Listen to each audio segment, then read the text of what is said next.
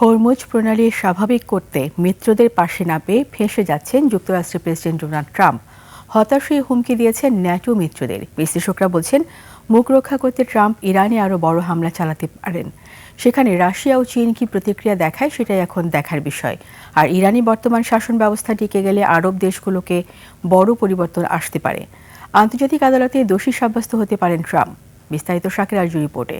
Shea butter ও vitamin E সমৃদ্ধ lily beauty soap, তারুণ্যময় উজ্জ্বল ত্বকের জন্য। ইরানে ইসরায়েল ও যুক্তরাষ্ট্রের যুদ্ধ তৃতীয় সপ্তাহে গড়িয়েছে। ইরান যুদ্ধে যুক্তরাষ্ট্র সবচেয়ে দুর্বল অবস্থানে রয়েছে হরমুজ প্রণালী নিয়ে। যুদ্ধ শুরু হওয়ার পর থেকে ইরান হরমুজ প্রণালীর বাণিজ্যিক জাহাজগুলোকে লক্ষ্যবস্তু করেছে এবং তেল পরিবহন প্রায় বন্ধ করে দিয়েছে। কূটনৈতিক বিশ্লেষকরা বলছেন, হরমুজ প্রণালী ইরানের মারাত্মক ক্ষেপণাস্ত্র আমেরিকার বিরুদ্ধে। হরমুজ এখন একটা এই যুদ্ধের সবচেয়ে বড়সড় মারাত্মক ক্ষেপণাস্ত্র মারণাস্ত্র হিসেবে দেখা দিয়েছে আমেরিকার জন্য। এটাকে বলে চোখ হোল্ড, এটা গলা চিপে ধরার মতো, এই গলাটার পাশেই।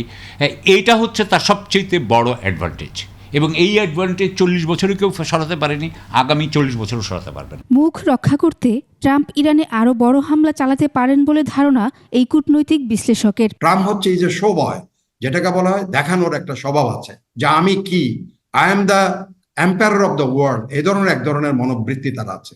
তো সেটাকে সে এখন দেখানোর জন্য আরো হয়তো আক্রমণ বেশি করে পরিচালনা করবে।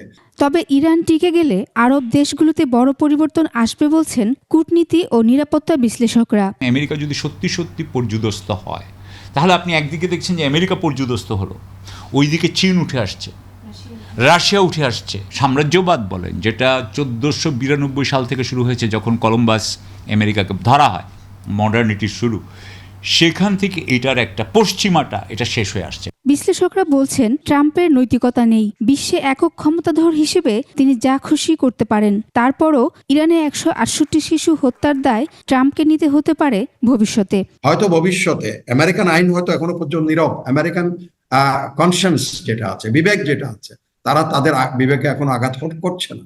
কিন্তু আন্তর্জাতিক বিবেকের আদালতে আমেরিকানরা দোষী সাব্যস্ত হবে, এবং ভবিষ্যতে ট্রাম্প কিন্তু একদিন না একদিন বিচারের মুখোমুখি হবে।